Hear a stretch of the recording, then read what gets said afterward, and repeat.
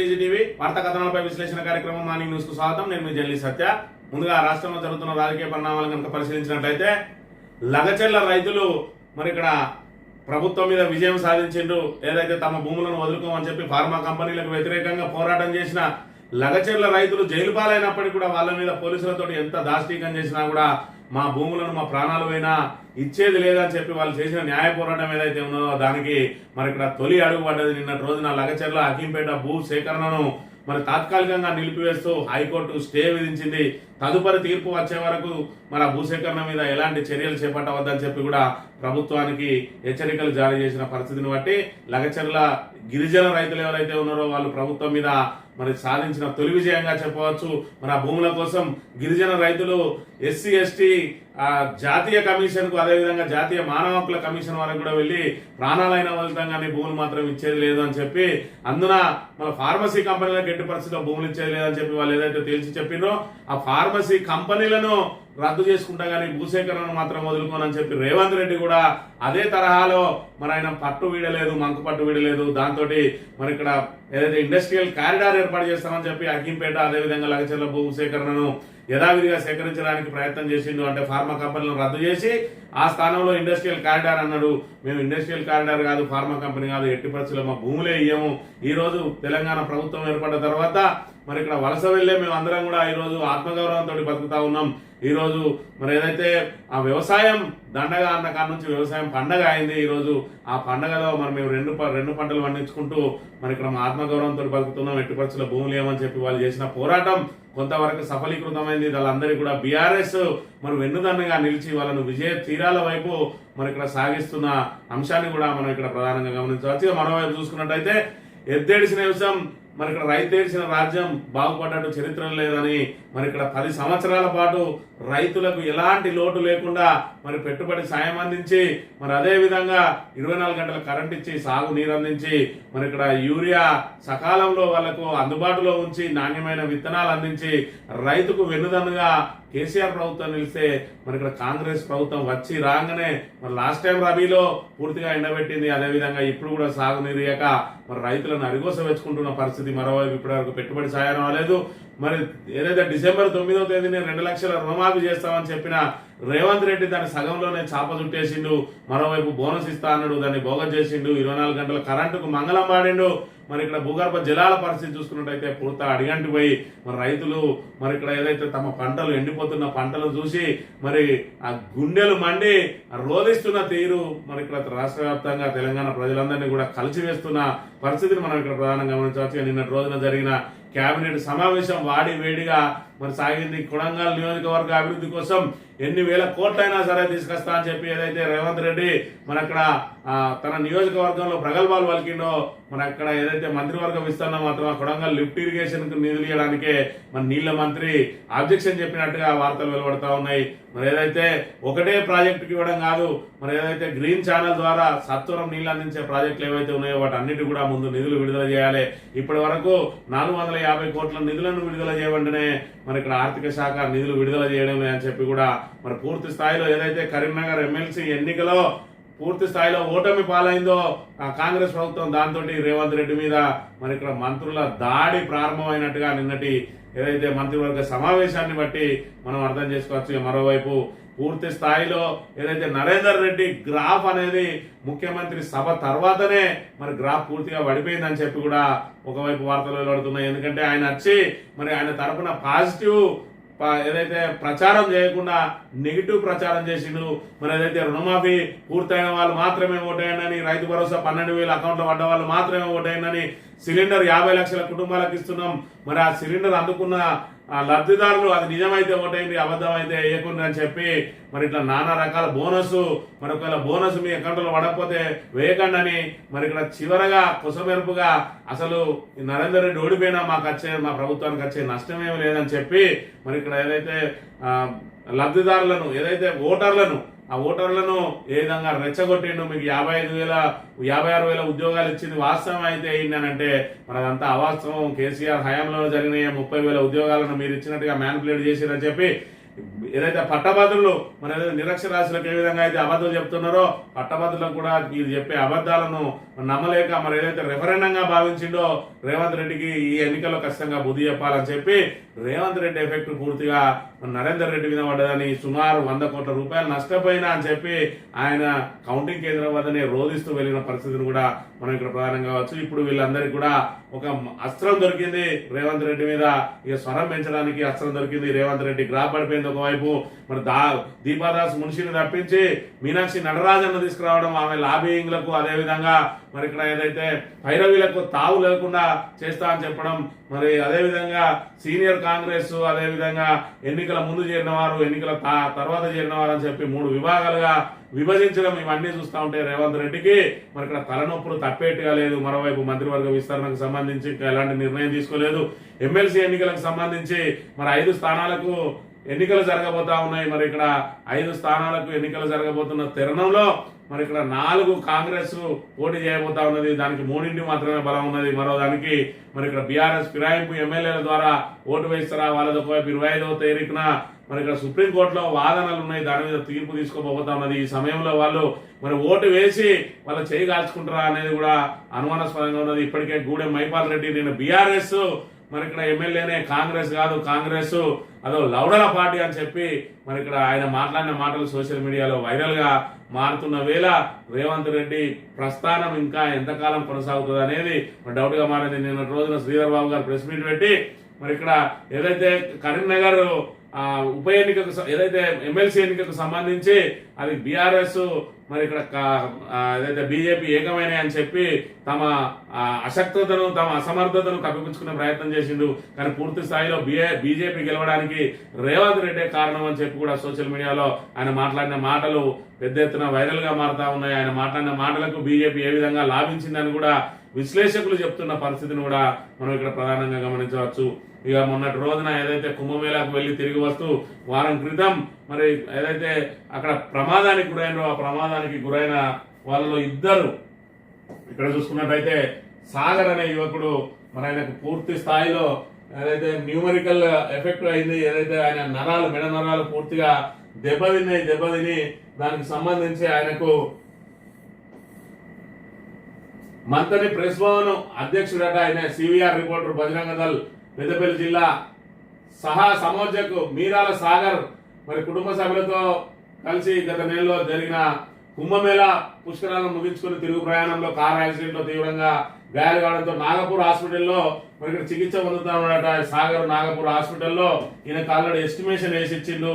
మరి ఇక్కడ 13 లక్షల రూపాయలు ఆయనకు ఖర్చు అవుతా ఉన్నది. ఆ 13 లక్షల ఖర్చు మరి ఆయన భరించే పరిస్థితులు లేడు. మరోవైపు ఆయన ఇంటికి దిక్కుగా ఉన్నాడు కాబట్టి మరి ఇక్కడ అలా ఏదైతే వాళ్ళకు సంబంధించి సహాయం చేయండి అని చెప్పి మిత్రులను అదేవిధంగా ఎవరెవరైతే మరి ఇక్కడ వాళ్ళకు మద్దతు ఇచ్చే వాళ్ళు కానీ అదేవిధంగా వాళ్ళ మీద సానుభూతి చూపి సహాయం చేయాలనుకునే వాళ్ళు గూగుల్ పే ఫోన్ పే చేయాలని చెప్పి మరి ఇక్కడ కూరాకుల ఓదల్ నెంబర్ అదేవిధంగా శ్రీనాథ్ నెంబర్ ఇచ్చిండు 9505789273 లేదంటే 9604203070కు మరి ఇక్కడ మీరు గూగుల్ పే కానీ ఫోన్ పే కానీ చేసి వాళ్ళను మరి ఇక్కడ ఆర్థికంగా ఆదుకోండి. ఎందుకంటే వాళ్ళ కుటుంబం 13 లక్షలు బేరు చేసే స్థితిలో లేదు. ఈ రోజు నాగపూర్లో చికిత్స పొందుతా ఉన్నాడు అని చెప్పి వాళ్ళు అదేవిధంగా నాగపల్లి గ్రామానికి సంబంధించి మరి నేరెల విజయ్ మరి వీళ్ళు కూడా ఒకటే కారులో ఉన్నారు. 2 మరి అందులో ఉన్న 9 మందిలో ఈ 2కి మాత్రమే తీవ్ర గాయాలైనాయి. మిగతా వాళ్ళందరూ కూడా స్వల్ప గాయాలతోటి బయటపడ్డారు. ఈయన కూడా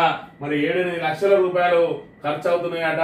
నేరెల విజయ్ కుమార్ సంబంధించి ఈయన కూడా పక్క టెంకలు విరిగి ఛాతీలో రక్తం గడిపోయింది. లంగ్స్ లివర్ తలకు గాయాలవగా కుడికాలు తొంటి విరిగి తీవ్ర అస్వస్థతతో నరకయాతన అనుభవిస్తున్నాడు. ప్రస్తుతం విజయ్ కరీంనగర్ లోని రెనే హాస్పిటల్లో చికిత్స పొందుతున్నాడు. ఇతను వైద్య ఖర్చులకు దాదాపు 10 లక్షలు అవుతుందట. ఈయన కూడా మరి ఏదైనా దాతలు ఆదుకోవాలి అని చెప్పి ఈయన కూడా నిరుపేద కుటుంబం మధ్యతరగతి కుటుంబం ఏదైతే పెట్రోల్ బంక్ లో పనిచేస్తా ఉంటాడు మరి ఆయనను కూడా ఆదుకోండి దాతలు సాయం చేసి అని చెప్పి ఇక్కడ phone pay Google pay number ఇచ్చిండు 9533353245కి మరి ఇక్కడ మీరు ఏదైనా గూగుల్ పే ఫోన్ పే ద్వారా మీరు ఆర్థిక సహాయం అందించి ఈ 2 కుటుంబాలను ఆదుకోవాలని చెప్పి టీజీ టీవీ తరఫున కూడా మీకు విజ్ఞప్తి చేస్తా ఉన్నాం. ఇక చూసుకున్నట్టయితే వీళ్ళు ప్రమాదం జరిగిన రోజున మరి ఇక్కడ ఏదైతే ప్రయాగరాజుకు సమీపంలో అక్కడ యాక్సిడెంట్ జరిగింది, అక్కడ నుంచి వాళ్ళను ప్రయాగరాజు మరి అక్కడ హాస్పిటల్కు సరోజినీ దేవి హాస్పిటల్ ఏదైతే ఉన్నదో స్వరూపరాణి హాస్పిటల్ మెడికల్ కాలేజీకి వాళ్ళని తరలించి చికిత్స చేస్తున్న తరుణంలో అక్కడ ఏం జరిగిందో మరి ఇక్కడ సమాచారం లేక యాక్సిడెంట్ జరిగింది అని మాత్రమే తెలుసు, ఎవరెవరు ఎట్టున్నారు అని తెలియదు అని చెప్పి తెలుస్తున్న పక్షంలో ఆ రోజు మాజీ ఎమ్మెల్యే పుట్ట మధుకర్ గారు తనకు తెలిసిన వ్యక్తిని అక్కడ పంపించి వారి యోగక్షేమాలు తెలుసుకొని డాక్టర్ ద్వారా మరి మెరుగైన చికిత్స అందించేందుకు ప్రయత్నం చేస్తే మరి వెంటనే కాంగ్రెస్ నాయకులు మా సారు ప్రత్యేక బృందాన్ని పంపిండు అని చెప్పి మరి సోషల్ మీడియాలో పెట్టిన అంశాన్ని మనం చూసినాం. మరి ప్రత్యేక బృందాన్ని పెట్టిండు కానీ మరి ఆ ప్రత్యేక బృందం కనీసం చికిత్స కూడా ఆదుకోవడం లేదు. ఈరోజు మరి మంత్రి శ్రీధర్ బాబు గారి దృష్టికి వచ్చిందో లేదంటే లోకల్ కాంగ్రెస్ నాయకులే మరి ఇక్కడ ఏ విధంగా అయితే ప్రజలను మభ్యపెడతా ఉంటారు, నిత్యం సార్ అందుబాటులో లేకున్నా కూడా ఇది మా సార్ తెచ్చిండు అది మా సారే తెచ్చిండు అని చెప్పి గతంలో కూడా ప్రతిపక్షంలో కూడా మరి ఆయనకు సమస్యలే తెలియ సమస్యలు తెలియకుండా అన్ని తెలిసినట్టు లోకల్ మేనేజ్ చేసేది, అందులో మేనేజ్ చేసిందా లేకపోతే నిజంగానే సార్ మరి బృందాన్ని పంపిండా, మరి బృందాన్ని పంపినట్టయితే మరి కరీంనగర్లో 4 రోజుల నుంచి చికిత్స పొందుతా ఉన్నాడు. ఇప్పటి వరకు వాళ్ళని పరామర్శించలేదు, ప్రభుత్వ పరంగా ఆదుకున్నది లేదు. మరి ఇక్కడ వీళ్ళు దాతల సహాయం కోరుకుంటూ ఉన్నారు. ఇంకో వ్యక్తి అయితే మరి ఇక్కడ నాగపూర్లోనే ఆగిపోయినరు. మరి ఇక్కడ నిజంగానే బృందాన్ని పంపితే ఆయన తీసుకొచ్చి సీదా నిమ్స్లో వేసి ఆయన చికిత్సకు అవసరమైన అన్ని కూడా మరి దానికి ఏదైతే మరి ఇక్కడ ఏదైతే గూగుల్ పే ఫోన్ పే ద్వారా వాళ్ళు అభ్యర్థించాల్సిన దుస్థితి వాళ్ళకు కలగకుండా వాళ్లకు మరి ఎల్ఓసి అందించి మరి ఇద్దరిని కూడా నిమ్స్ లో జాయిన్ చేసి ఇద్దరికి ఎల్ఓసి ఇచ్చి ప్రభుత్వ పరంగా ఆదుకున్నట్టయితే ఆ నిరుపేద కుటుంబాలకు అండగా నిలిచినట్లయ్యే వాళ్ళు మరి మీ సొంత పైసలు మీదైతే మరి ఇక్కడ మీ శ్రీపాద ట్రస్ట్ నుంచి ఇవ్వకుండా కనీసం ప్రభుత్వ పరంగా వాళ్ళని ఆదుకోవాల్సిన బాధ్యత మీ మీద లేదా? కేవలం ప్రజలను మభ్యపెట్టడానికి ప్రత్యేక బృందాన్ని పంపినమన్నారు. మరి వీళ్ళు పంపిన ప్రత్యేక బృందం అక్కడికి పోయి స్వరూపరాణి హాస్పిటల్ పోయి సూచించడానికే పరిమితమైందా? మరి వాళ్ళను మీరు అంబులెన్స్ ను ఎంగేజ్ చేసుకొని ఆ అంబులెన్స్ ద్వారా మరి ప్రభుత్వ పరంగా ఒక అంబులెన్స్ పంపించి లేకపోతే ప్రభుత్వ ఖర్చులతో అంబులెన్స్ పంపించి వాళ్ళిద్దరిని కూడా నిమ్స్ కు తరలించి ఎల్ఓసీల ద్వారా వాళ్ళిద్దరికి చికిత్స చేయించినట్టయితే ఆ కుటుంబాలకు మీరు మేలు చేసే అవకాశం ఉండే. మరి దాన్ని విస్మరించి ఈ రోజు పాపం వాళ్ళు మరి ఇక్కడ ఏదైతే వాళ్ళకు చికిత్స చేయాల్సిన పరిస్థితి, చికిత్స చేయాలంటే చేతిలో డబ్బులు లేని పరిస్థితి, ఈ నేపథ్యంలో వాళ్ళు గూగుల్ పే ఫోన్ పే ద్వారా దాతల సహాయం అర్థించాల్సిన దుస్థితి వచ్చింది. ఇప్పటికైనా మరి ఇప్పటి వరకు వీళ్ళ విషయం కనుక శ్రీధర్ బాబు గారి దృష్టికి పోకపోతే ఇప్పటికైనా ఈ విషయాన్ని గమనించి వాళ్ళకు ప్రభుత్వ పరంగా సాయం అందించాల్సిన బాధ్యత శ్రీధర్ బాబు మీద ఉన్నది. మరి ఇక్కడ ప్రకటనలు కాదు, మరి ఇక్కడ కింది స్థాయి నాయకులు ప్రకటనలు చేయడం కాదు, ఇలాంటి దృష్టిని మీ సార్ దృష్టికి తీసుకుపోండి. నిజంగానే తీసుకుపోయి సార్ వాళ్ళకి మనం సాయం చేయాలని చెప్పి సాయం చేయించింది, ఒత్తిడి చేయింది. మరి ఇక్కడ చూసుకున్నట్టయితే విజయ్ కుటుంబం మరి పూర్తి స్థాయిలో కాంగ్రెస్ పార్టీకి సంబంధించిన కుటుంబం. మరోవైపు చూసుకున్నట్టయితే ఇక్కడ మరి ఏదైతే సాగర్ కు సంబంధించి ఈయనొక పత్రికా విలేకరి, అది కూడా మంత్రి నియోజకవర్గ కేంద్రానికి సంబంధించి మరి శ్రీధర్ బాబు గారు ప్రాతినిధ్యం వహిస్తున్న మంత్రి నియోజకవర్గ కేంద్రానికి సంబంధించిన మరి రిపోర్టరు వీళ్ళిద్దరిని ఆదుకోవాల్సిన బాధ్యత మరి శ్రీధర్ బాబు మీద లేదా? శ్రీధర్ బాబు అంటే నిత్యం రోజుకు 20-22 గంటలు పనిచేస్తాడట. మరి ఆయనకు ఈ విషయాల దృష్టికి రాకపోవచ్చు. మరి నియోజకవర్గ ప్రజల బాగోగులు చూడడానికే పెట్టిరు శ్రీనుబాబును అని చెప్పి ఆయన చెప్తా ఉంటాడు. మరి ఆయన దృష్టికి కూడా రాలేదా? కనీసం పరామర్శ పోలేదు ఇప్పటి వరకు. వాళ్ళకు సంబంధించి ఎలాంటి మరి ఆదుకోవాలని చెప్పి వాళ్ళ అన్న శ్రీధర్ బాబుకు కనీస సమాచారం ఇవ్వలేదు. మరి ఎందుకు ప్రజలను మభ్యపెడతారు ఈ విధంగా? ఇప్పటికైనా కాంగ్రెస్ నాయకులు మరి మీ సార్ దృష్టికి తీసుకుపోయింది. ఇప్పటికైనా శ్రీధర్ బాబు గారు మీరు స్పందించాలి. ప్రభుత్వ పరంగా వాళ్ళకి ఆర్థిక సాయం మరి ఏదైతే వాళ్ళకు భరోసా అందించాలి, వాళ్ళకు మెరుగైన చికిత్స అందించాలి. మరి వాళ్ళకు ఏదైతే చికిత్స చేయించుకోలేని దుస్థితిలో ఉన్నారు వాళ్ళు ఖచ్చితంగా నిరుపేద మరి మధ్యతరగతి కుటుంబానికి సంబంధించిన వాళ్ళు 10 లక్షలు 13 లక్షలు కట్టాలంటే వాళ్ళు ఇల్లు జాగా అమ్ముకొని కట్టాల్సిన దుస్థితి ఉన్నాయి. కాబట్టి ఈ రోజు దాతల సాయం అడుగుతారు. మరి వాళ్ళని దాతల సాయం అడుగుకునే దుస్థితి నుంచి మీరు బయటపడేయాలి. వాళ్ళని ఖచ్చితంగా ప్రభుత్వ పరంగా వాళ్ళకు వైద్య సాయం అందించాలని చెప్పి మంత్రి నియోజకవర్గ ప్రజల పక్షాన మిమ్మల్ని డిమాండ్ చేస్తా ఉన్నాం. మరి ఇప్పటికైనా మీరు గమనించి వాళ్ళకు సహాయం చేయాల్సిన బాధ్యత మీ మీద ఉన్నది. ఈ వార్తా కథనాలను కనుక పరిశీలించినట్లయితే రైతు ఏడిసిన రాజ్యం దేవుడు పోయి దయం వచ్చింది. రాష్ట్రంలో సాగు సంక్షేమం కన్నీటి సేద్యం నీళ్లు అడిగినా పట్టించుకుని కాంగ్రెస్ ప్రభుత్వం ప్రాజెక్టుల పరిధిలో ఎండుతున్న పంటలు శ్రీరామ్ సాగర్ ప్రాజెక్టు దిగువన నీటి కోస గడ్డెన వాగు కింద యాసంగి ప్రశ్నార్థకం వెంగళరావు ప్రాజెక్టు కింద దుర్భిక్షమే ఇరుకుల వాగు పట్టిపోయి రైతుల గగ్గోలు నారాయణపూర్ రిజర్వాయర్ కిందనే ఉన్న 10 ఏళ్లలో తొలిసారి నీటి కటకట రైతు కళ్ళ ముందే ఎండుతున్న పంటలు. మరి ఇక్కడ చూసుకున్నట్టయితే దేవుడు పోయి దయ వచ్చినట్టు అయింది. మేము సచ్చినమా బతికినమా అని కనీసం చూస్తలేరు. మా ఎమ్మెల్యే ఎవరో కూడా తెలియదు. ఆయనను యాది చేసుకుంటా ఇట్లా బతుకుతున్నాం అని వరంగల్ జిల్లాలోని పాలకుర్తి నియోజకవర్గానికి చెందిన మహిళా రైతు ఆవేదన వ్యక్తం చేసినట. రాష్ట్రంలో కాంగ్రెస్ సర్కార్ అధికారంలోకి వచ్చాక రైతన్నుల పరిస్థితి ఆగమైంది. ఓవైపు రైతు బంధు రాదు, పెట్టుబడి సాయం లేదు, మరి ఇక్కడ రైతు బీమాకు ఇప్పటి వరకు 2వ కిస్తీ కట్టలేదు, చనిపోయిన రైతు కుటుంబాలకు మరి ఇక్కడ ఆ నష్టపరిహారం సరైన సమయంలో అందడం లేదు, 24 గంటల కరెంటు లేదు, పూర్తిగా మరి భూగర్భ జలాలు అడుగంటిపోయినాయి. ఈ రోజు రైతుల గోస చూసుకున్నట్టయితే మరి పొలాల్లోనే కన్నీళ్లు పెడతా ఉన్నాడు. ఆయన చేతిలో ఉన్న కండువా చూడండి, 3 రంగుల కండువా. మరి ఆ 3 రంగుల కండువాను సగర్వంగా వేసుకున్నాడు. ఏ రోజు ఏదైతే డిసెంబర్ 3వ తేదీన మరి ఇక్కడ అధికారం కాంగ్రెస్ హస్తగతమైందని తెలిసిన రోజున మెడలో వేసుకొని నాకు భరోసా లాభించింది అని అనుకున్నాడు. మరి ఏదైతే కేసీఆర్ చేసిన దానికంటే ఇంకా 10 రెట్లు చేయొచ్చు అని చెప్పి ఊహించుకున్నారు. ఎందుకంటే రేవంత్ రెడ్డి మాటలు అట్లుండే, కానీ కేసీఆర్ చేసింది దేశంలో ఎవరూ చేస్తలేరు అని చెప్పి ఈ రోజు తేటతెల్లం అయిపోయింది. కేసీఆర్ ఉంటేనే బతుకులకు భరోసా, రైతులకు భరోసా, మరి కూలీలకు భరోసా, ఉద్యోగులకు భరోసా, మరి విద్యార్థులకు భరోసా. ఈ రోజు విద్యా విధానం ఏ విధంగా ఉన్నది, గురుకులాలు ఏ విధంగా మృత్యు కోరాలుగా మారినాయో చూస్తా ఉన్నాం. ఈ రోజు రైతులు మరి ఇక్కడ ఏదైతే చూసుకున్నట్టయితే రైతు ఏడ్చిన రాజ్యం ఏ విధంగా మరి బాగుపడుతుంది అనేది ఇప్పుడు రేవంత్ రెడ్డి మరణంలోకి తీసుకోవాలి. ఇక్కడ చూసుకున్నట్టయితే శ్రీరామ్ సాగర్ ప్రాజెక్టు దాపుని ఉన్న జగిత్యాల జిల్లాలో సాగునీరు అందక పంటలు ఎండుతున్నాయి. పచ్చని పంటలకు ఆలవాలమైన సారంగాపూర్ మండలం పోతారం నాయకపగూడెంలో దుర్భిక్ష పరిస్థితులు నెలకొన్నాయి. ఎస్ఆర్ఎస్పీ నీళ్లు హనుమంతరావు కుంటకు చేరితే 100 ఎకరాలు సస్యశ్యామలం అయ్యాయి. భూగర్భ జలాలు పెరిగి బావులు బోర్లలో నీళ్లు సమృద్ధిగా ఉండేవి. గత 2 సీజన్లుగా ఎస్ఆర్ఎస్పీ జలాలు హనుమంతరావు కుంటలకు చేరకపోవడంతో యాసంగిలో బోర్లు బావులు అడగంటిపోయినాయి. ఎకరం ఉన్న పొలంలో వరిపెట్టిన ఎస్ఆర్ఎస్పీ నీళ్లు వచ్చిన కుండ నిండుతుంది. బావిలో నీళ్లు పెరుగుతాయని ఆశపడ్డాం, కానీ ఈ ఏడు కూడా నీళ్లు రాలే. నీరందక కళ్ళ ముందే పంట అంతా ఎండిపోయిందని చెప్పి మరి ఇక్కడ ఈ రైతులు ఈ రకంగా రోధిస్తా ఉన్నారు. వాళ్ళ పంట చూడండి, ఇప్పటికే నీళ్లు మరి ఇప్పటికైనా ఒక తడి అందితే నా పొలం మరి ఇక్కడ మళ్ళా పచ్చబడే అవకాశం ఉంటుంది. ఇంకొక తడి అందడానికి 2-3 రోజులు సమయం పట్టినా కూడా మరి పూర్తిగా వట్టిపోయి మరి నేను నిట్ట నీళ్ళు మునిగే అవకాశం ఉందని చెప్పి మరి ఈరోజు రైతులు సగటున రోజుకొకరు ఆత్మహత్య చేసుకుంటా ఉన్నారంటే కారణాలు ఇవి కావా? ప్రభుత్వం మొద్దు నిద్ర వీడాలే.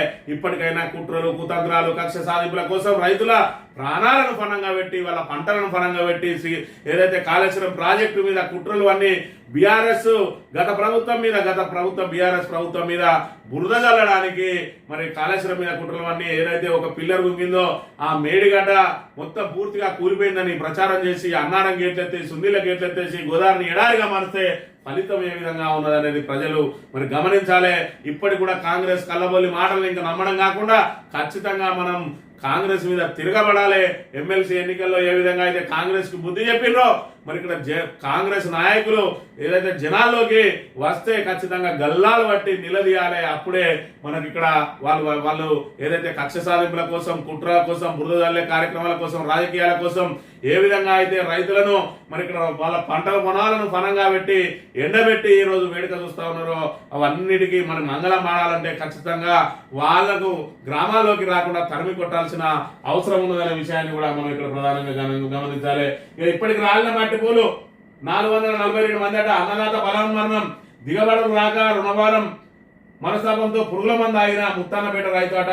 మరి ఇక్కడ పురుగుల మంది ఆయన రైతు దంపతులు అప్పుల బాధ భరించలేక అగాయిత్యం, భర్త మృతి, భార్య పరిస్థితి విషమం, రుణమాఫీ కాక పెరిగిన అప్పులు. ఆదిలాబాద్ జిల్లా వడూరులో విషాదం అని చెప్పి మరి ఇక్కడ ఈ రకంగా పురుగుల మందులు తాగి భార్య భర్తలు ఇద్దరు కూడా పురుగుల మందు అయినట. ఎందుకంటే మరి చేసిన అప్పులకు మరి ఎవరైతే అప్పులు ఇచ్చిన వాళ్ళు పీక తింటా ఉన్నారు. దాంతో మరి ఇక్కడ రుణమాఫీ అవుతుంది అనుకుంటే రుణమాఫీ కాలేదు. రుణమాఫీ అయితే ఆ రుణమాఫీని మరి మళ్ళీ కొత్త రుణం తీసుకొని వాళ్ళ అప్పులు తీరుతామంటే మరి ఇక్కడ రుణమాఫీ కాక రైతు ఏదైతే భరోసా రాక మరి ఇక్కడ ఒకవైపు పొలాలు ఎండిపోయి రైతులు బలవన్మరణాలకు పాల్పడే దుస్థితి ఏర్పడ్డది. ఈ రోజు ఇక లగచర్ల తొలి గెలుపు, లగచర్ల అకింపేట భూసేకరణపై స్టే విధిస్తూ హైకోర్టు ఉత్తర్వులు. అంత అత్యవసరమైన ప్రభుత్వాన్ని నిలదీసిన ధర్మాసనం. రాష్ట్ర ప్రభుత్వానికి నోటీసులు జారీ. రేవంత్ సర్కార్ కు భారీ ఎదురు దెబ్బ. రైతుల వైపే నిలిచిన న్యాయస్థానం అని చెప్పి మరి ఇక్కడ చూసుకున్నట్టయితే రైతులు ఏదైతే స్టే విధించిందో లగచర్ల రైతులు మరి విజయోత్సాహంతో ఉన్నారు. మరి ఏదైతే మేము ఎట్టి పరిస్థితులలో మా భూములను వదులుకునేది లేదు, ఫార్మా కంపెనీలకు భూములు ఇచ్చేది లేదు అని అంటే మరి రేవంత్ రెడ్డి కూడా ఆయన మంకుపట్టు బట్టి మీ భూములను మాత్రం నేను చెరబట్టగా వదిలేది లేదు అని చెప్పి అవసరమైతే ఫార్మా కంపెనీ రద్దు చేసుకుంటాం కానీ మీ భూసేకరణ మాత్రం వదలబొమ్మాలి వదలా అని మరి ఆయన యథావిధిగా భూసేకరణకు ఏదైతే ప్రయత్నం చేసిందో బీఆర్ఎస్ అండదండలతోటి వీళ్ళు హైకోర్టుకు పోతే హైకోర్టు ఈ రోజు ప్రభుత్వానికి మొట్టికాయలేసి అంత అత్యవసరం ఏమున్నది అలా భూములను సేకరించడానికి మరి ఇక్కడ ఆ భూసేకరణ తక్షణం నిలిపివేస్తూ స్టే విధించింది.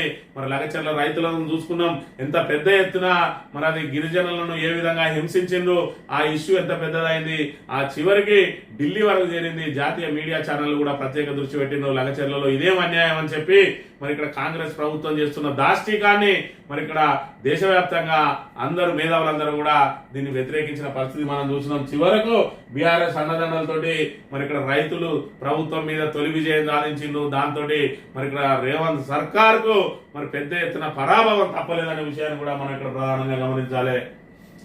ఇక బీసీ కోటాపై తీర్మానం, ఎస్సీ వర్గీకరణపై సమగ్ర చట్టం, కేబినెట్ నిర్ణయం అట. స్థానిక సంస్థలు, విద్యా ఉద్యోగాల్లో 42% బీసీ రిజర్వేషన్. అసెంబ్లీలో 2 వేర్వేరు తీర్మానాలు ప్రవేశపెట్టి ఆమోదిస్తాం. ఓఆర్ఆర్ త్రిపులార్ మధ్య 30,000 ఎకరాల్లో ఫ్యూచర్ సిటీ, అందుకోసం డెవలప్మెంట్ అథారిటీ 90 పోస్టులు మంజూరు. 11 జిల్లాలకు హెచ్ఎండిఏ విస్తరణ.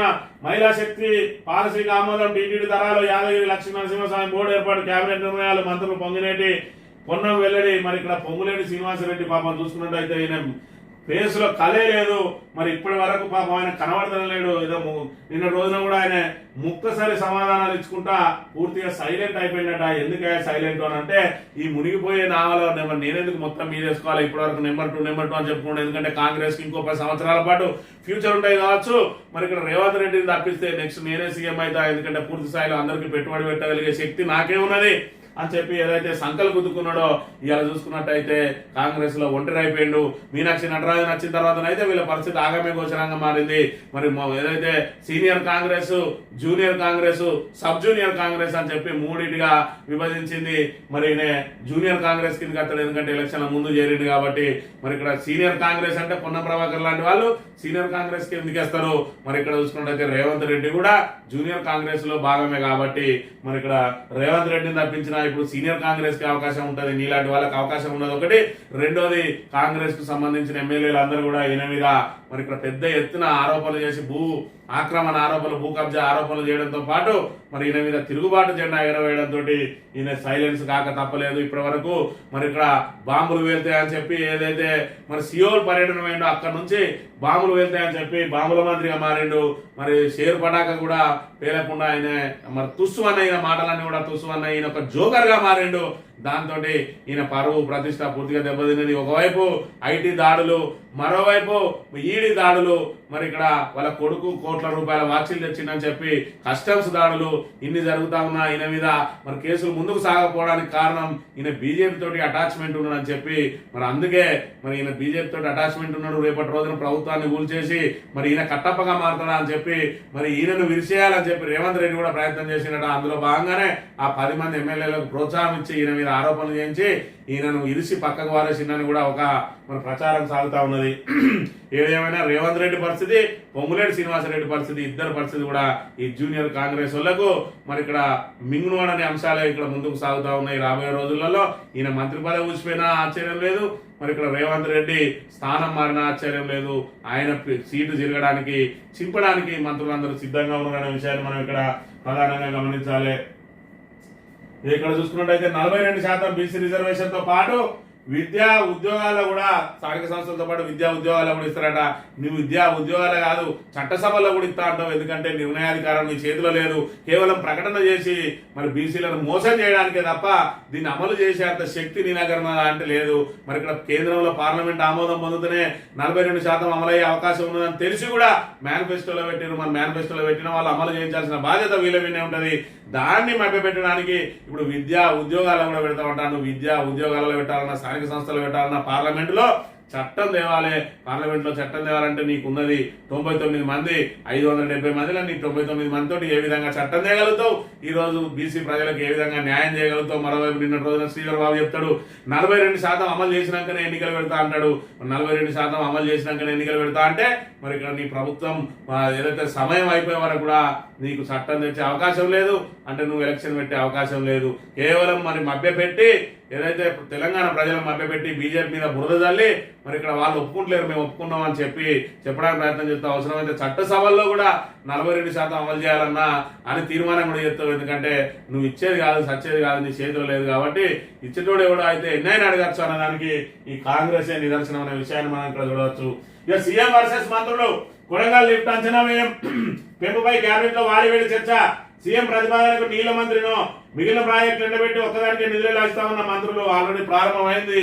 మరి ఇక్కడ రేవంత్ రెడ్డికి సెగ మొదలైంది. రేవంత్ రెడ్డి ఇప్పటి వరకు నేను ఏం చెప్తే అదే విధంగా నా మాటే శాసనం అన్నట్టుగా 8 రోజులు ఏదైతే ప్రయత్నం చేసిండో మీనాక్షి నటరాజన్ వచ్చినాక సగం వేయండు.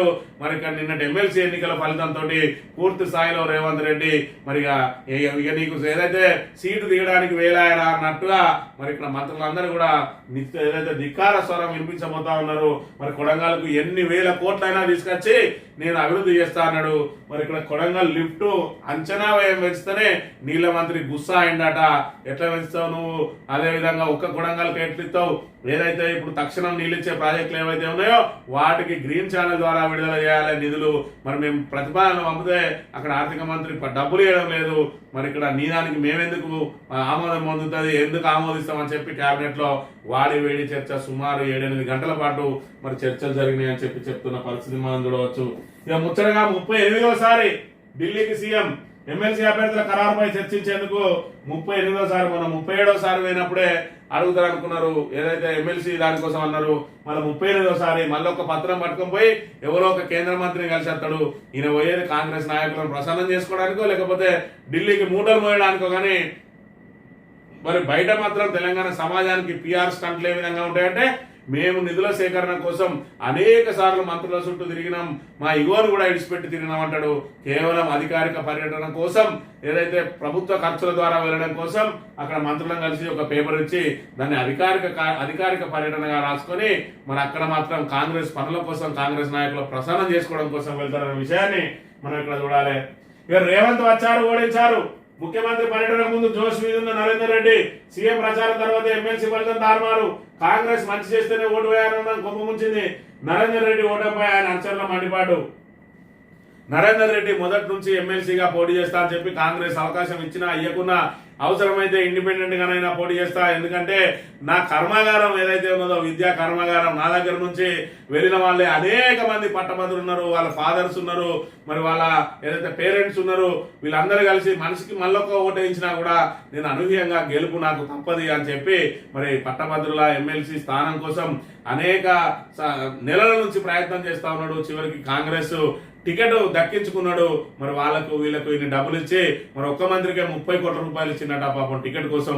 నా ఎన్ని డబ్బులు పోయినా మంచిదా, నేను ఎమ్మెల్సీ కావాలని మాత్రమే అనుకున్నాడు ఆయనే పాపం. మరి ఆయన ఏదైతే ఆయన గెలిపియాలని వచ్చిందో, బీజేపీని గెలిపియాలని వచ్చిందో కానీ రేవంత్ రెడ్డి వచ్చిండు.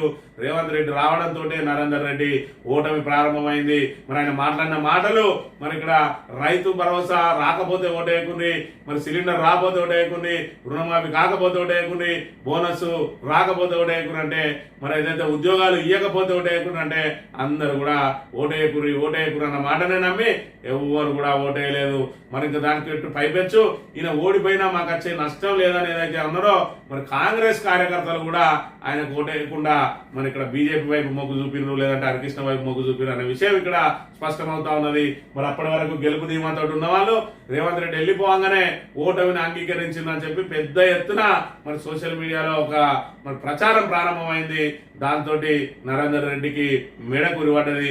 సుమారు 100 కోట్ల రూపాయలు ఒక్కొక్క రూపాయి మరి విద్యా సంస్థల ద్వారా మరి కూడగట్టి ఆ డబ్బంతా కూడా కాంగ్రెస్ పార్టీ పుణ్యమా అని చెప్పి మరి ఒకటే రోజు ఓడగొట్టుకున్న పరిస్థితిని ఈ రోజు మనం చూడవచ్చు. అందుకే ఆయన మరి ఇక్కడ కౌంటింగ్ కేంద్రం నుంచి వస్తూనే మరి ఇక్కడ పూర్తి స్థాయిలో రోధిస్తూ బయటకు వచ్చిన అంశాన్ని కూడా మనం చూడవచ్చు.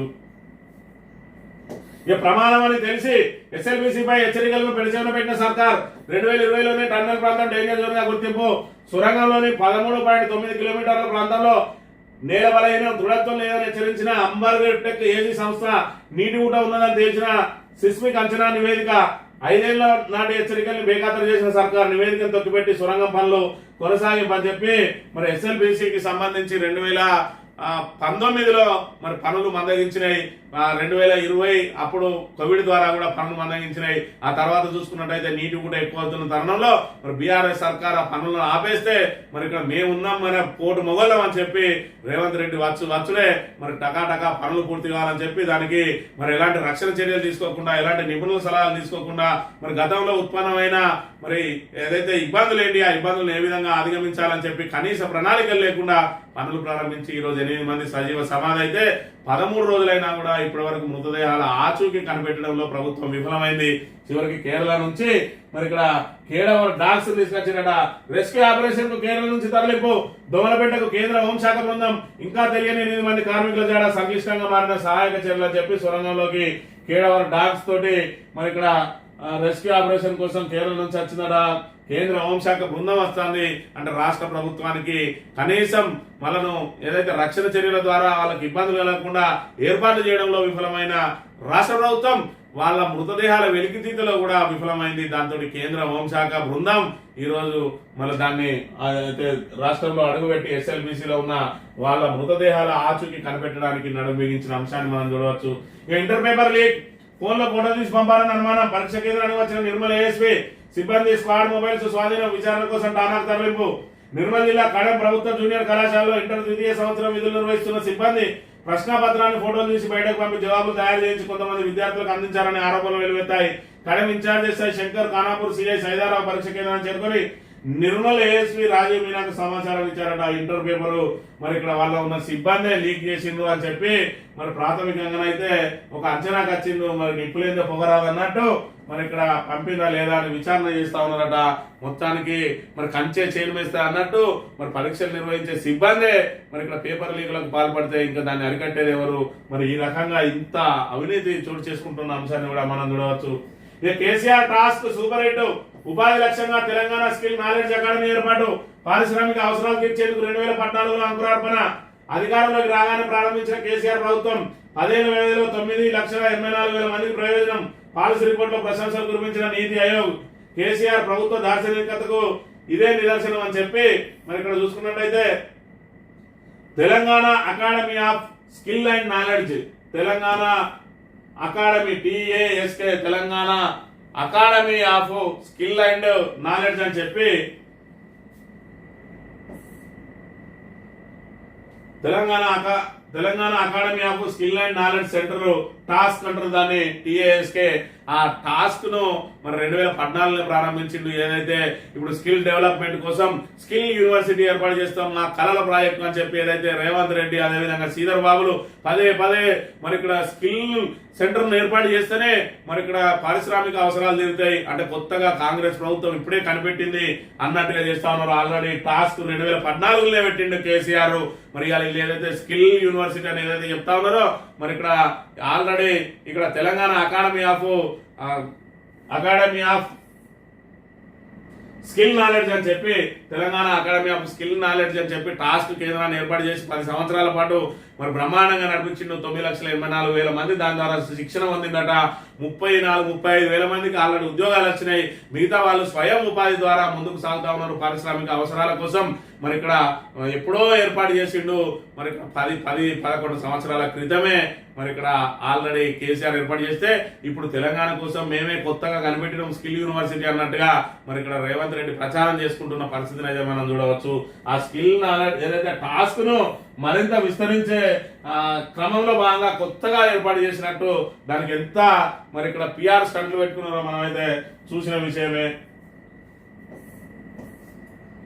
GHMCలో అటకెక్కిన TDR కమిషనర్ చుట్టూ బాధితుల ప్రదక్షిణలు గత ప్రభుత్వంలో ఆదర్శంగా నిలిచిన TDR సర్టిఫికెట్లు. GHMCలో నాలా విస్తరణ SNDP రహదారుల విస్తరణ తదితర ప్రాజెక్టులకు అవసరమైన భూమి ఆస్తుల సేకరణలో నష్టపరిహారంగా నగదు చెల్లింపులకు బదులుగా ప్రవేశపెట్టిన TDR transfer of development rights సర్టిఫికెట్ల జారీ నిలిచిపోయింది. గత కొన్నేళ్లుగా TDR ఇవ్వడంలో కమిషనర్ ఆసక్తి చూపడం లేదు. ముఖ్యంగా వాటర్ బాడీలో ఉన్న TDR దరఖాస్తులు కమిషనర్ వరకు వెళ్లకుండా సంబంధిత అధికారుల వద్దనే పెండింగ్ లో ఉంటున్నాయి. ఫలితంగా 100 కోట్ల విలువైన TDRలు నిలిచిపోయి నిర్మాణ రంగంపై తీవ్ర ప్రభావం పడుతున్నది. కొత్తగా లేవు ఉన్నవాడికి విపరీతమైన డిమాండ్. అభివృద్ధి పనులకు ప్రైవేట్ వ్యక్తుల నుంచి భూమిని సేకరించి నగదు పరిహారానికి ప్రత్యామ్నాయంగా ఇచ్చే ట్రాన్స్ఫర్ ఆఫ్ డెవలప్మెంట్ రైట్స్ ను మరి ఇక్కడ నిలిచివేయడంతో జిహెచ్ఎంసీలో మరి అభివృద్ధి పనులు కూడా అటకెక్కినాయట. మరి ఇక్కడ కొత్త కొత్త విధానాలు ఏవైతే ఉన్నాయో వాటిని విస్మరించి మరి ఇక్కడ మూస విధానాల ద్వారానే ప్రభుత్వం ముందుకు పోవడంతో ప్రభుత్వం మరి ఏ విధంగా తిరోగమనంలో సాగుతున్నదో ఇప్పటికే మనం చూస్తా ఉన్నాం. ఇసుకే బంగారం అట. నెల రోజులైనా దిగిరాని ధరలు పెంచుకొడుతున్న కొత్త విధానం 2000 దాటిన టన్ను ఇసుక నిర్మాణ రంగంపై తీవ్ర ప్రభావం అని చెప్పి మరి ఇసుకను ఒక వ్యాపారంగా మార్చింది ప్రభుత్వం. ఇప్పటికే ఇసుక మీద ఒక్కరికే గుత్తాధిపత్యం ఇస్తే వాళ్ళందరూ కూడా మరి ఇక్కడ ఇసుకకు సంబంధించి హైదరాబాద్ చుట్టుపక్కల కూడా ఇసుక కేంద్రాలను ఏర్పాటు చేసి మరి అంత సిండికేట్ వ్యవహారం లాగా ఇప్పటికే టన్ను 2000 దాటిందట. మరి ఆ ఇసుక సామాన్యులకు అందుబాటులో లేకుండా మరి ఇక్కడ ఎంత వ్యాపారం జరిగితే అంత వ్యాపారం చేసుకోవడానికి మరి ఇక్కడ పెద్ద పెద్ద సంస్థలు ముందుకు సాగుతున్న అంశాన్ని కూడా చూడవచ్చు. తెలంగాణ దినపత్రిక విషయానికి వస్తే 30,000 ఎకరాల్లో ఫ్యూచర్ సిటీ ఆమోదం తెలిపిన రాష్ట్ర కేబినెట్ 8 గంటల చర్చ 14 కీలక నిర్ణయాలు. తొలిసారి రాష్ట్ర కేబినెట్ సుదీర్ఘ సమావేశం. ఎస్సీ వర్గీకరణ కేబినెట్ ఆమోదం. బీసీ రిజర్వేషన్ ముసాయిదాకు ఆమోదం అని చెప్పి మరి ఇక్కడ తెలంగాణ రాష్ట్రంలో కాంగ్రెస్ ప్రభుత్వం వచ్చిన తర్వాత మొదటిసారిగా సుదీర్ఘంగా కేబినెట్ సమావేశం జరిగింది. దాదాపు 4 గంటల పాటు ఈ భేటీ జరిగింది. గతంలో కూడా పలుమార్లు మంత్రివర్గ సమావేశం జరిగిన ఇంతసేపు కీలక నిర్ణయాలు తీసుకున్నా లేదా ప్రధానంగా ఫ్యూచర్ సిటీ మీద చాలాసేపు చర్చ జరిగినట్టు తెలుస్తుంది. ముఖ్యమంత్రి రేవంత్ రెడ్డి కూడా అన్నిటికంటే ఫ్యూచర్ సిటీ మీదనే ఎక్కువ ఇంట్రెస్ట్ చూపించిన సమాచారం. మొత్తానికి 8 గంటల సుదీర్ఘ కేబినెట్ లో 14 కీలక అంశాలపై నిర్ణయం తీసుకున్నట. 8 గంటల పాటు కేబినెట్ మీటింగ్ జరిగింది. మరి ఇక్కడ ఒక్కొక్క పరిణామాన్ని కనుక చూసుకున్నట్టయితే గతంలో మరి రేవంత్ రెడ్డి ఏది ప్రతిపాదిస్తే అది మమ అని పూర్తి చేసేవాళ్ళు. ఇప్పుడు చూసుకున్నట్టయితే ఏదైతే రేవంత్ రెడ్డి గ్రాఫ్ తగ్గిన కొద్దీ మంత్రుల స్వరం పెరుగుతా ఉన్నది.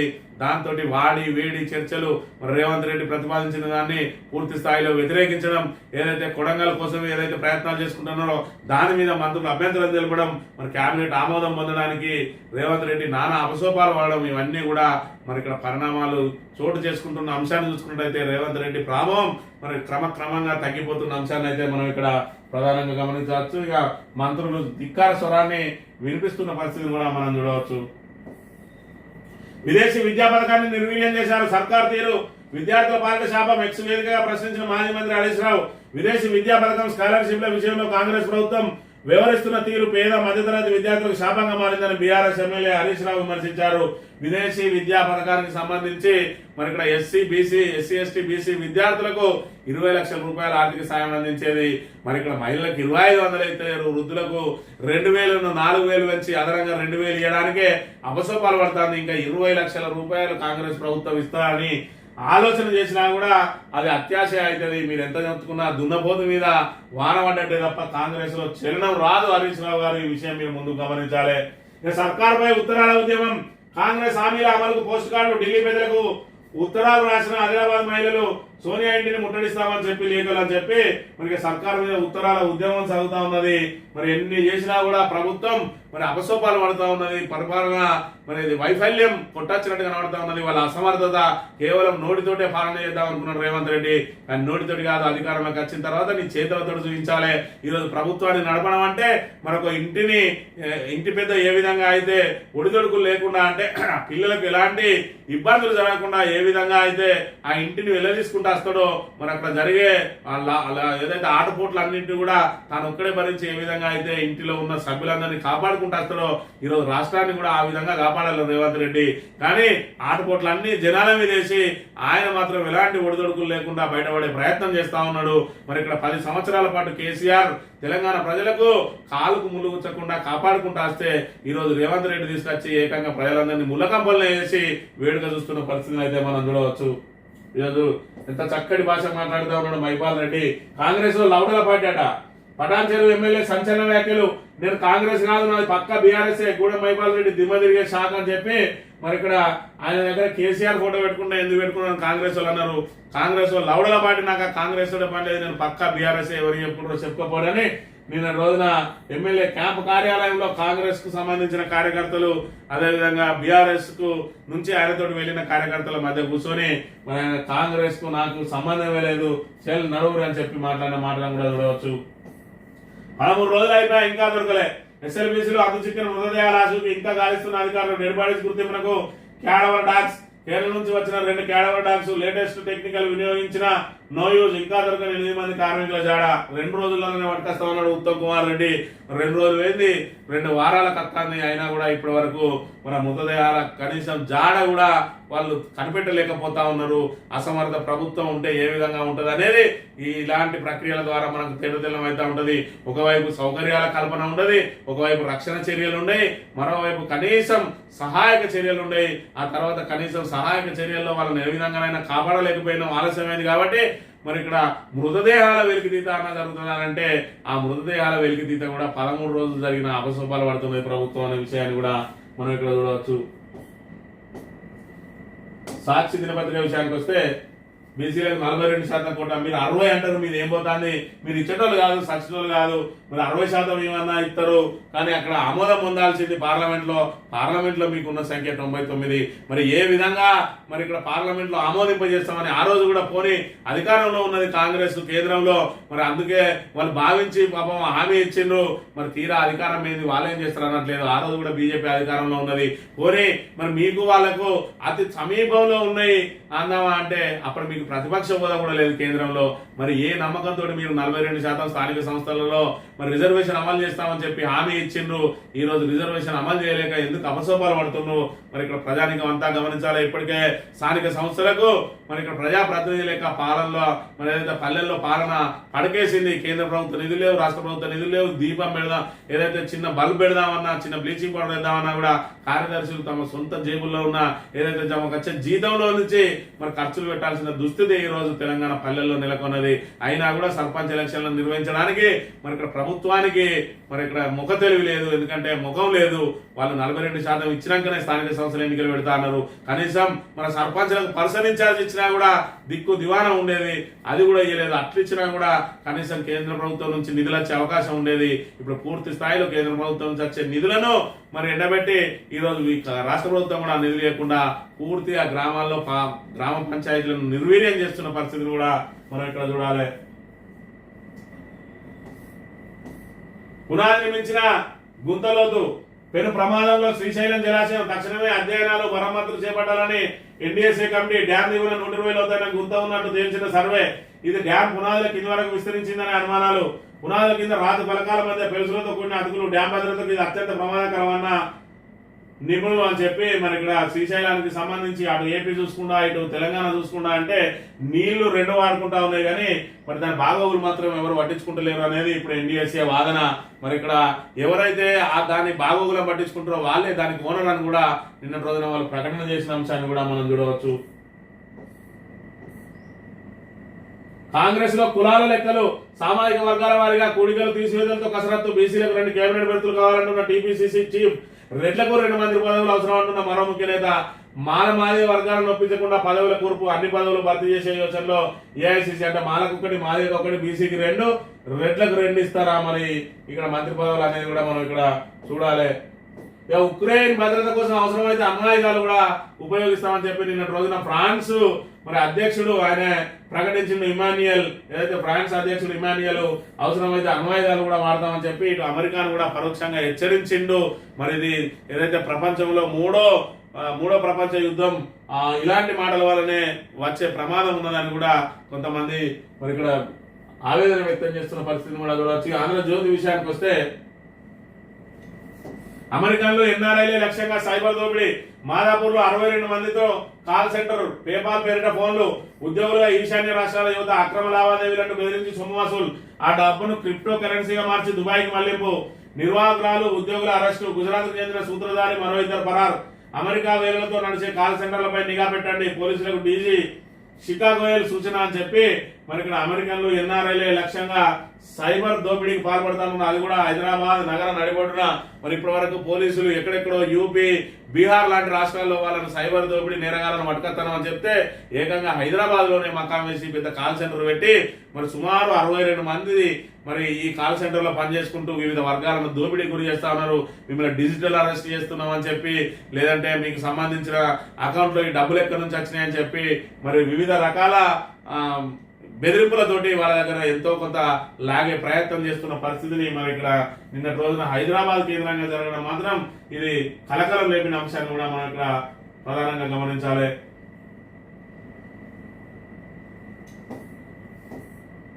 కాంగ్రెస్ కుట్ర ఫలించలేదు. ఎమ్మెల్సీ ఎన్నికల్లో ముఖ్యమంత్రి రేవంత్ దుష్ప్రచారాన్ని జనం పట్టించుకోలేదు.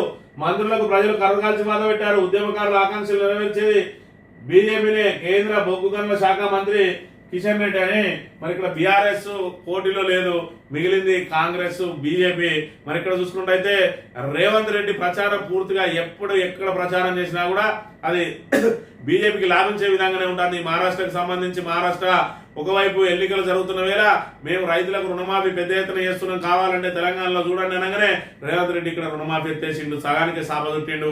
మరి ఇంకా సగం మందికి రాలేదు. 40,000 కోట్లు రుణమాఫీ చేయాల్సి ఉండగా 20,000 కోట్లకే రుణమాఫీ ఆగిపోయిందని చెప్పి రైతులు పెద్ద ఎత్తున ఆందోళన చేస్తూ ఉంటే మహారాష్ట్రలో మరి ఇక్కడ తెలంగాణ రైతులు ఏ విధంగా ఆందోళన చేస్తారో చూడు అని చెప్పి అక్కడ చేసిన బీజేపీ ప్రచారానికి రైతులందరూ కూడా కాంగ్రెస్ నమ్ముకుంటే నట్టేట మునుగుతామని చెప్పి అక్కడ ఆపేసిండ్రు. తర్వాత ఢిల్లీ ఎన్నికల సమయంలో మరి ఇక్కడ ఏదైతే ట్విట్టర్ హ్యాండిల్ ద్వారా పోలు పెట్టినో 30% పడిపోయింది. కాంగ్రెస్ గ్యారంటీలు ఏవి అమలవుతలేవు అని చెప్పి పెద్ద ఎత్తున ప్రచారం జరగడంతో అక్కడ ఢిల్లీ ఎన్నికల్లో కాంగ్రెస్ మళ్ళా 0కే పరిమితమైంది. ఈ రకంగా రేవంత్ రెడ్డి ఎక్కడ ఏం చేసినా కూడా మరి అక్కడ బీజేపీకి లాభం జరుగుతూ ఉంటే ఇక్కడ డైరెక్ట్ ప్రత్యక్షంగానే చేసిండు. మరి ఇక్కడ ప్రతిపక్షాలు అడగాలి ఏమని, 6 గ్యారంటీలు అమలు చేస్తే కాంగ్రెస్ కి లేదంటే కాంగ్రెస్ కు బుద్ధి చెప్పుండి. మరి ఇక్కడ రుణమాఫీ అయితే కాంగ్రెస్ కోటైంది, రుణమాఫీ కాకపోతే కాంగ్రెస్ కు బుద్ధి చెప్పుండి. అదే విధంగా బోనస్ వస్తే మీరు ఓటైంది, మాకేం అభ్యంతరం లేదు. బోనస్ రాకుండా మాత్రం కాంగ్రెస్ కు బుద్ధి చెప్పుండి. మరి మీరు 56,000 ఉద్యోగాలు నిజంగానే రేవంత్ రెడ్డి ఇచ్చిందని కనుక మీరు భావిస్తే ఆయన ఓటైంది. మరి ఇక్కడ గతంలో నియామక ప్రక్రియ పూర్తయిన అవిటిని కూడా కలుపుకొని చెప్తాను అని చెప్పి కనుక మీరు నమ్మితే ఖచ్చితంగా బుద్ధి చెప్పండి అని చెప్పి ప్రతిపక్షాలు ఏ విధంగా అయితే ప్రచారం చేయాలో మరి ఈయనే చేసుకున్నాడు. ప్రతిపక్షాలు చెప్పాలి ఆ మాట. మరి ప్రతిపక్షాలు చెప్తలేవు కాబట్టి గిట్ట చెప్తే మీకు ఓటు పడుతుంది రా నాయన, గట్ట చెప్తలేదని చెప్పి లాస్ట్ రోజు వచ్చిండు, సుడిగాలి పర్యటన చేసిండు.